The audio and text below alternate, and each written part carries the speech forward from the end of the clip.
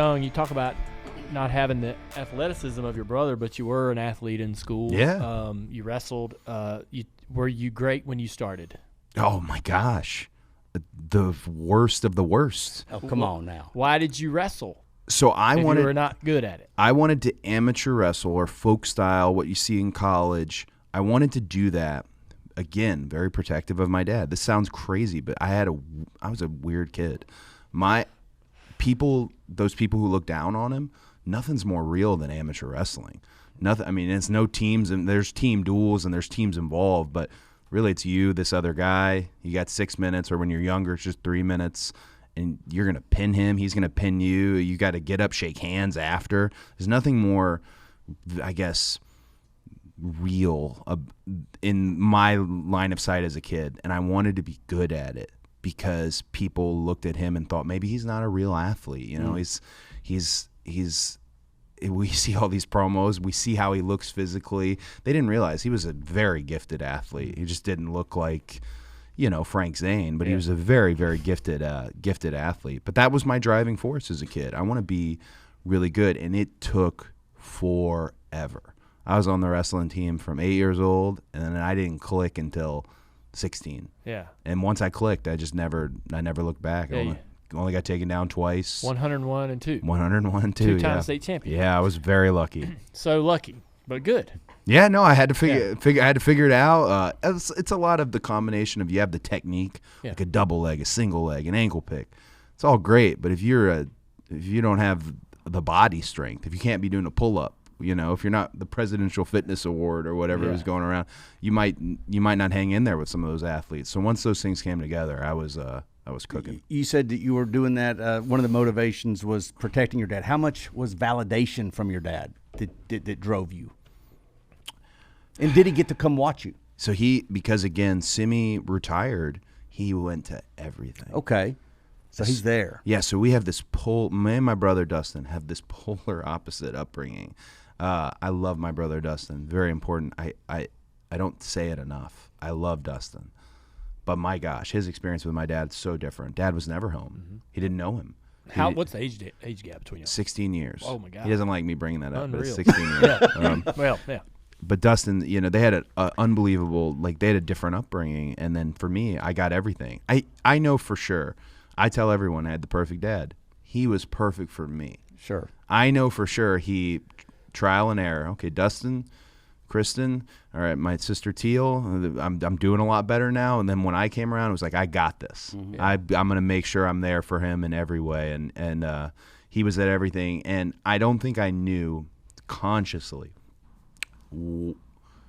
that you wanted him to be proud, wanted him to be in on it. I didn't think I realized that consciously really until the end of his life. When it became a just, man, like, you've been doing this so long, wanting this one thing, driving to get it, making these crazy left turns and decisions and uprooting the business at one point. You've been doing all this, and a good chunk of it is just so that somewhere, someday, he could be like, good job. Yeah. I told you, he was very complimentary, always proud, always happy, but still, those moments where you win them, where you earn, where they see something like, you can feel pride more than you hear it. It's a subconscious thing, but I think that this is one of the things that you and Dale have so much in common, and you don't even, maybe y'all don't even realize it, but it's not just that you guys had famous fathers, but Dale, I mean, I look back at your racing career and how, the stories you tell, and it looks like just a kid trying to get validation from your dad. Yeah. And we watched your documentary, which is amazing. Well, thank you. They did a good job on it. Cody, it's really amazing. And there is this common thread all the way through it, and that's that your dad's role and you guys both trying to find your identities that can honor them but also be your own, right? Yeah. And you also look for validation, I guess. So with the difference in age, right, and you got a big family, how often do you guys get together? Is there family reunions, Christmas, Thanksgiving? What are the Rhodes doing? It seems like only get together when it's about wrestling. Yeah. It's funny. We've got family in Texas, family in Florida, family in Georgia, family all over the place. But when it's wrestling, like last year WrestleMania, the main event, SoFi, I was making sure get the family together. That's one of the things I like doing. You know, you try to take things from, like I try to take something that my dad was the master at keeping the family together. Mm-hmm. He was a mess in a lot of other areas, you know, but as keeping a family together, he was the centerpiece. Everybody wanted to get towards him. So for me, I'm the colder, more logical, distant. I don't have the same warmth he had, but I know with those events, like it's important to me that they all come. Yeah. And it was cool this year at WrestleMania, although I lost. So they were. I could tell they were like, "What? We came all the way out here for brought us out came all the way out here." You know, I'm like, "What was the main event?" But wrestling brings us together. Can you believe that we've had 7 months without an NFL game? Well, good thing that's finally over. The NFL is here, and DraftKings Sportsbook, an official sports betting partner of the NFL, is giving you a can't-miss offer for Week 1. This week, new customers can get $200 in bonus bets instantly when you bet just $5 on any NFL game. DraftKings is hooking everyone up with game day greatness. All customers can take advantage of 2 new offers every single game day this September. Check the app to see what you get. Download now and use code DJD to sign up. New customers can take home $200 in bonus bets instantly just for betting $5. That's code DJD only on DraftKings Sportsbook, an official sports betting partner of the NFL. The crown is yours. I'd be completely remiss. I don't know if you've heard this before, but my dad was a monster fan, and your dad was his absolute favorite. That's amazing. I don't know if really? My sister. Never heard that. So my sister was so excited I was coming on this. My sister Teal. Because my dad sat there, he watched every race, and he had very specific taste. He was a showman. Yeah. So he loved your dad. He loved there was a presence. Yeah. There's almost a gimmick here, and then the gimmick's backed up by, oh, he's that good. Oh my gosh! And he had this odd, not dislike, but odd, not into Richard Petty. Yeah. And I was like Richard Petty. He'd always be he's the king, you know. But when it got to Dale, it was Dale, and then watching you. Him and my mom both big time fans. Damn, big that's time. crazy. And those races are, guys, these races are long. Yeah. So when you're a kid and you're just like, he's plugged in on the couch. TV, yeah. He loved it so much. So I don't know if you ever knew that, but it's not. He had this one moment where at Daytona, when your father passed, he was doing a show in Carrollton, Georgia, a small independent show for our company, and he was devastated. And he didn't know, do we say anything to the crowd? Yeah. This is a very Carrollton, Georgia. They got roots in this. They're loving this. And I remember that drive home with him, just different times he'd watched and how excited he was. And so if you've never been told, it's as real as it gets. He was a huge fan, and by far your family was the favorite because I couldn't get him to he didn't like Jeff Gordon. Yeah. This is weird. Oh man, No way does Dusty Rhodes like Jeff Gordon. No, he had specific taste. Yeah. And I remember one time he told me, he was trying to explain it to me. He said Richard Petty's a lot like George Strait. It's great. Yeah. We love George Strait. Good comparison. And then he's saying Dale's like Garth Brooks. And it's everything. The show, the fight, like the grit, and that was his favorite, you know? So that was his big comparison to explain it to me, because I'd kind of needle him.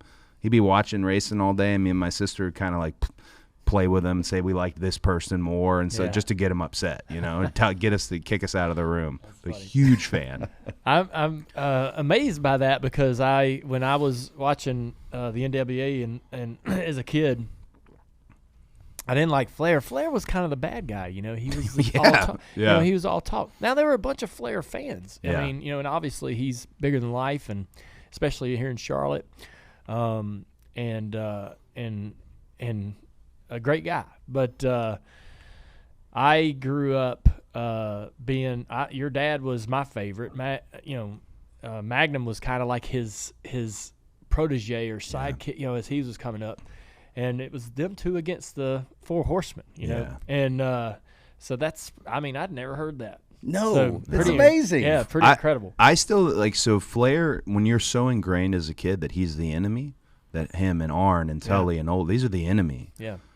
That even when you get to like 15, 16, where you got to smarten up a little bit, you still, still don't know. I had used Arn Anderson as a manager for me. Oh my God. Really? When I was at AEW, I used him as a manager for 2 years, and it was solely to, I think this would be fun to take one of his rogues. Yeah. I don't have him right now. I don't have him to be there ringside with me. So who better than one of these rogue gallery, one of these guys who spent their time beating him up, bloodying him up, but they made millions of dollars together. Flair's unique. You mentioned Magnum, and Magnum's I'd say it's a deep cut by today's standards, and the younger audience may not know. Yeah. I mean, there's so many what ifs about had Magnum not had the wreck. He was massive, dude. Yeah, and so they did this. I don't think Magnum will mind me telling this story, but they did a show at the Forum in L.A., which was always a little tricky when Crockett, NWA would go to the Forum, but they had a great show. Why? Was it? Just because they were here, Carolina, Georgia, Alabama, Tennessee, Florida, Vince up north. There was only 2 territories left, but some of these markets were up for grabs still. And like that was one of them. LA they get TBS, they'll watch it. Had a great show at the Forum, and my mom went into labor, so they flew back. Again, one of the reasons that they ran out of money is they had all these private planes, and they're, so my dad's having a party in the sky to try and make my birth on the other side here in Charlotte at Presbyterian Hospital. And Magnum is on the flight with him, and a wrestler named Manny Fernandez, the Raging Bull. Yes. Arn Anderson is also on that flight. I think at the time they didn't want anyone knowing that because can't be in the flight. So they just get absolutely wasted, just beyond hammered. And my Aunt Bobby is with my mom. I'm basically popped out at this point, beyond hammered.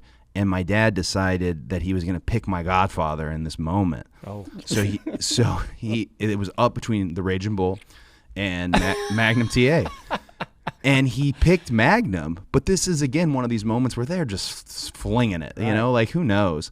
There's a photo of me. I'll have to find it. When he gets to the hospital, he's holding me. He had got there right when I got out, and he was holding me, and you can tell. Band-Aid on his head. He had deep black circles under his eyes already, but they're even deeper.